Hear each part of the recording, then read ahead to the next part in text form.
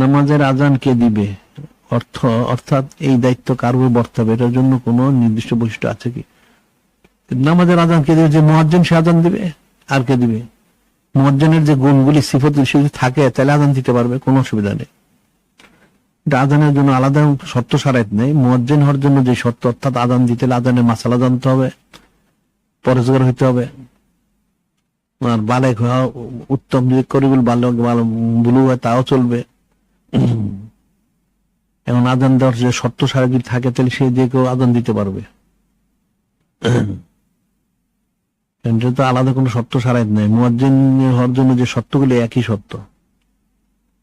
এটা পরেজগার, মুত্তাকি উত্তম, তারপর হচ্ছে বালেক হলে ভালো, আর নাহলে কারিবুল বুলুগ হোক সেটাও চলবে।